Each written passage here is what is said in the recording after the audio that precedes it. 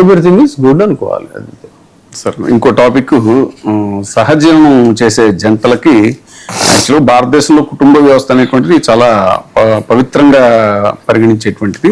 అయితే మారుతున్న కాలంలో ఏంటంటే కుటుంబం అనే నిర్వచనం కూడా మారుతోందా అనేటువంటిది, పెళ్లి చేసుకోకుండా కలిసి ఉండే ఈ సహజీవనం చేసేటువంటి జంటలు ఎవరైతే ఉన్నారో వాళ్ళను కూడా కుటుంబంగా పరిగణించాలి అని జనగణన కమిషన్ ఒక నిర్ణయం తీసుకుంది అనేటువంటిది తెలుస్తుంది సార్. దేశవ్యాప్తంగా ఇది పెను చర్చకి దారితీస్తుంది. యాక్చువల్గా ఇక్కడ మనకు ఒక చిన్న ఎగ్జాంపుల్, తాజాగా బెంగళూరులో ఒక విషాదం ఏంటంటే సహజీవనం చేస్తున్న ఒక టెకీ జంట ఆత్మహత్యకి పాల్పడింది సార్.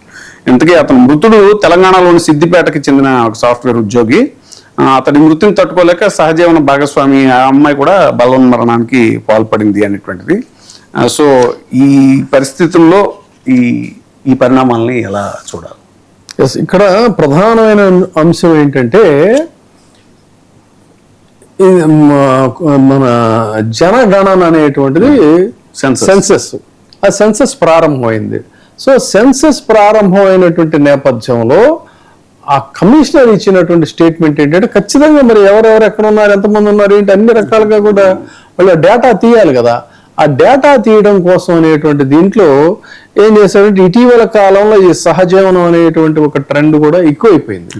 ఎక్కువైన పరిస్థితుల్లో సో మేము వాళ్ళని కూడా ఒక ఫ్యామిలీ కింద, అక్కడ వాడిన పదం ఏంటంటే వాళ్ళని కూడా ఒక కుటుంబం కింద పరిగణిస్తామని ఇచ్చినటువంటి స్టేట్మెంట్ ఈ రోజున చాలా సామాజిక సంస్థల్లో ఒక పెద్ద పెను దుమారం రేగింది.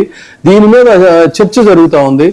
సహజీవనం చేసేటువంటి వాళ్ళు కూడా కుటుంబం అయితే శాస్త్రోక్తంగా వివాహం చేసుకొని ఒక కుటుంబ నియమ నిబంధనలని నైతిక విలువల్ని పాటించేటువంటి వాళ్ళ పరిస్థితి ఏంటి అంటే, ఇటు హిందూ వైవాహిక ధర్మం ప్రకారం చట్టం ప్రకారం చూసుకుంటే భారతదేశంలో కుటుంబం అనేటువంటి పదానికి కేవలం రక్త సంబంధం లేదా చట్టబద్ధమైనటువంటి వివాహం మాత్రమే పరిమితం కాలేదు. ఇది ఒక పవిత్రమైనటువంటి బంధం, ఒక సంప్రదాయం. కానీ మారుతున్న కాలంతో పాటు కుటుంబం అనేటువంటి నిర్వచనం కూడా మారిపోతుందా? పెళ్లి చేసుకోకుండా కలిసి ఉండే సహజన లివిన్ ని ఈ జంటలో దీన్ని కూడా కుటుంబంగా పరిగణించాలి అని చెప్పని మాట్లాడేటువంటి మాటలు, అది కూడా ఏంటి ఒక ఉన్నత హోదాలో సెన్సస్ కమిషన్ మాట్లాడినటువంటి మాటలు ఇప్పుడు దేశవ్యాప్తంగా చర్చకు దారితీసాయి. ఒక ఆందోళన కలిగించేటువంటి రీతిలో అయితే కొంతమంది సంప్రదాయవాదులు దీని గురించి మాట్లాడుతున్నారు. ఏమైపోతున్నాయి ఈ విలువలు, ఈ కుటుంబ ధర్మం ఏంటి, హిందూ ధర్మం ఏం చెప్పింది అనేది ఈ రోజున చర్చకు దారితీస్తుంది. అంటే కేవలం ఇదేంటి సెన్సస్ అనేటువంటిది అంకెలకు సంబంధించినటువంటి దీనికోసం మాట్లాడారా? కాదన్నట్లయితే రేపటి చట్టాల్లో రాబోయేటువంటి పెను మార్పులకి ఈయన చేసినటువంటి ఒక కామెంట్ ఒక సంకేతమా అనేది ఇప్పుడు ఒక డిబేటబుల్ థింగ్ అయింది.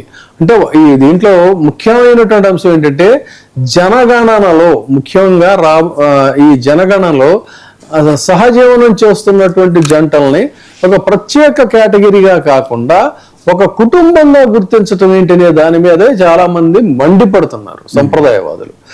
ఒక సర్వే నిర్వహించి దీనికోసం దేశవ్యాప్తంగా ఎంతమంది ఇలా కలిసి జీవిస్తున్నారు అనేటువంటి గణాంకాలని సిద్ధం చేయండి. దానికి మీరు ఇంకో పేరు ఏదో పెట్టండి. అంతేగాని చట్టపరంగా అత్యంత కీలకమైనటువంటి అడుగు వేసేటువంటి క్రమానికి ఇది ఒక హింట్ అనుకోవాలా? చట్టం దృష్టిలో కుటుంబం అంటే ఏంటి? ప్రస్తుతం మన దేశంలో కుటుంబం అంటే ప్రధానంగా హిందూ వైవాహిక చట్టం 1955 ప్రకారంగా, లేదంటే స్పెషల్ మ్యారేజ్ యాక్ట్ 1954 ప్రకారం రిజిస్టర్ చేసుకున్నటువంటి బంధం కానీ ఇది కరెక్ట్ అయినటువంటి బంధం.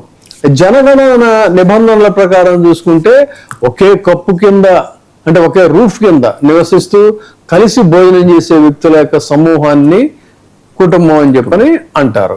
అంటే ఇక్కడ వివాహం జరిగిందా లేదా అన్నది గణాంకాల పరంగా వీళ్ళకి ముఖ్యం కాదు. కానీ గణాంకాల గుర్తింపుకి మాత్రం ఇది ఒక చట్టబద్ధమైనటువంటి గుర్తింపు. ఈ తరహా ఇది పెట్టుకోవటం అనేటువంటిది చాలా దారుణం అని చెప్తున్నారు. మరి సుప్రీంకోర్టు తీర్పులు కొన్ని మనం ఇక్కడ చూద్దాం. సుప్రీంకోర్టు తీర్పులు చూసుకుంటే సహజీవనం మీద దేశంలో అత్యున్నత న్యాయస్థానం చెప్పింది ఏంటి అన్నట్లయితే, ఇప్పటికే చాలా కేసుల్లో జడ్జిమెంట్లు వచ్చాయి.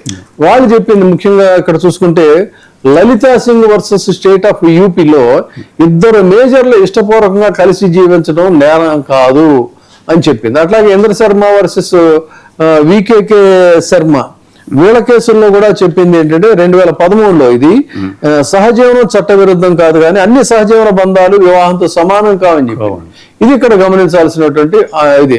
అలాగే వేలుస్వామి వర్సెస్ డి పట్టమ్మాళ్ ఇది 2010లో వివాహం వంటి బంధం రిలేషన్షిప్ ఏంది నేచర్ ఆఫ్ మ్యారేజ్ అనేటువంటి దానికి ఒక కొత్త కాన్సెప్ట్ ని తెర మీదకి తెచ్చిందనమాట కోర్టు తీర్పు.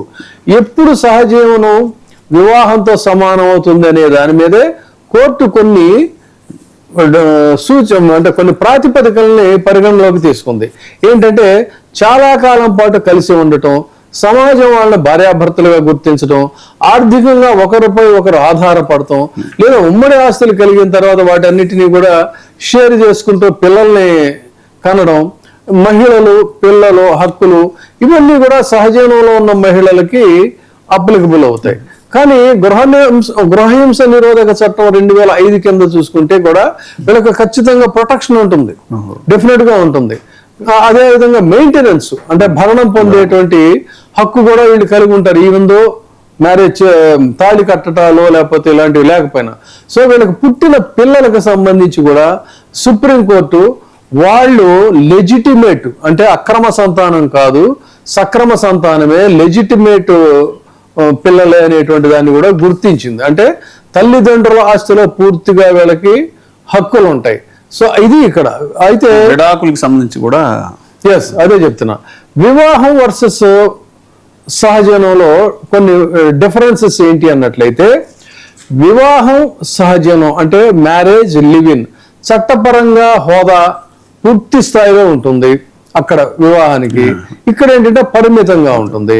విడాకుల చట్టం వాళ్ళకి వర్తిస్తుంది, విడాకుల చట్టం వాళ్ళకి నేరుగా వర్తించవచ్చు, వర్తించకపోవచ్చు సహజీవనంలో అనేటువంటిది ఇక్కడ ఉంది. అక్కడ ఉన్నటువంటి లాజికల్ టెక్నికాలిటీస్ ని బట్టి, దీన్ని బట్టి కోర్టు తీర్పుల మీద ప్రధానంగా రెఫరెన్స్ కేసెస్ ని బట్టి కూడా. కాబట్టి ఈ నిర్ణయం వెనుక ఉన్నటువంటి ప్రధానమైనటువంటి అంశాలు ఏంటి అని కనుక చూసుకున్నట్టయితే, గతంలో జనగణనకు సేకరించిన ఎస్సీ ఎస్టీ లేదా ఓబీసీ డేటా ఆధారంగానే చాలా వరకు ప్రభుత్వాలు ఏం చేసినాయంటే ఆయా స్టేట్స్ లో పథకాలని ఆయా స్టేట్స్ లో చట్టాలని రూపొందించడానికి ఈ సెన్సస్ ప్రకారంగానే చేశారు. దానికోసం అన్నమాట ఈ డేటా. అంటే ఆ విధంగా సేకరించినటువంటి డేటా ఏది ఎస్సీ ఎస్టీ ఓబీసీలు జనాభా ప్రకారంగా ఎంతమంది ఉన్నారు, వీళ్ళకి ఎలాంటి వెల్ఫేర్ స్కీమ్స్ కావాలి, ఎలాంటి రిజర్వేషన్స్ కావాలి అని ఏర్పాటు చేయడం కోసం చేసినటువంటి పరిస్థితుల్లో మరి ఈ నిర్ణయం వెనుక ఉన్నటువంటి భవిష్యత్తులో ఈ జనగణనలో ఈ కామెంట్ ఇచ్చినప్పుడు భవిష్యత్తులో వీరికి ప్రత్యేక హక్కులు లేదా రిజిస్ట్రేషన్ నిబంధనలు ఇలాంటివి, అంటే ఉదాహరణకి ఏంటంటే ఆ మధ్య ఉత్తరాఖండ్ లో యూసీసీ తరహా వచ్చే అవకాశం ఏమైనా ఉందా అనేది సామాజికంగా చాలా మంది ఆందోళన చెందుతున్న మాటలు పరిస్థితులు. అంటే ఈ మార్పు మీద కూడా మళ్ళీ డిఫరెంట్ ఒపీనియన్స్ వస్తున్నాయి, భిన్నాభిప్రాయాలు వస్తున్నాయి. అంటే కుటుంబ వ్యవస్థకి మెయిన్ బేస్ ఏంటి, వివాహ వ్యవస్థ. మరి ఈ వివాహ వ్యవస్థ ఇలాంటి దాని వల్ల బలహీనపడే అవకాశం ఉందా, చట్టపరంగా కూడా చిక్కులు వచ్చేటువంటి పరిస్థితులు ఉంటాయి, ఆస్తిలో తగాదాలు వచ్చే అవకాశం ఉంటాయి, ఒకళ్ళ కంటే ఒకళ్ళకి ఎక్కువ మంది ఇలాంటి భాగస్వాములు కనుక ఉంటే అప్పుడు చట్టం ఏం చెప్తుంది. సహజీవనం కొంతకాలం కొంతమందితో చేసి ఆ తర్వాత కొంతకాలం చేసి ఆ కేసుల రెఫరెన్స్లు అన్ని తీసుకొచ్చి పెడితే ఇదంతా కూడా మరి హక్కులు దుర్వినియోగం అయినట్టే కదా. కాబట్టి హక్కుల పేరుతో చట్టాలను తప్పుగా వాడేటువంటి అవకాశం ఇందులో ఉంది. అందుకని సహజీవనం అనేది ఏంటంటే ఇప్పటి వరకు కూడా వ్యక్తిగత ఇష్టాయిష్టాలకు సంబంధించినటువంటి అంశమే తప్ప జనగణనతో పేరుతో దీన్ని కుటుంబంగా గుర్తించడం అనేటువంటిది దట్టు ఏంటి ప్రభుత్వం ఈ రకమైన నిర్ణయం తీసుకోవటం సామాజికంగా ఇది చాలా ఆందోళన కలిగించేటువంటి అంశం.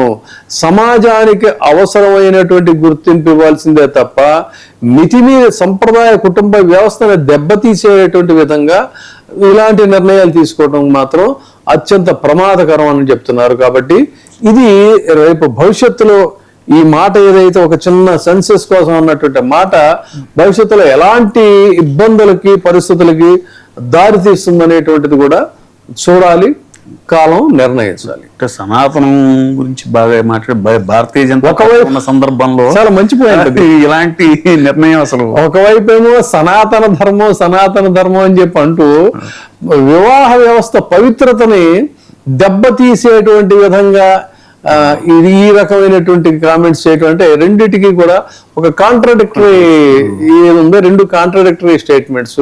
కాబట్టి మరి వీటిని ఎలా సమన్వయం చేస్తుంది ప్రభుత్వం, ఏం చెప్తుంది అనేది చూద్దాం. సార్ మరో అంశం మనం మొన్నే డిస్కస్ చేసుకున్నాం సార్.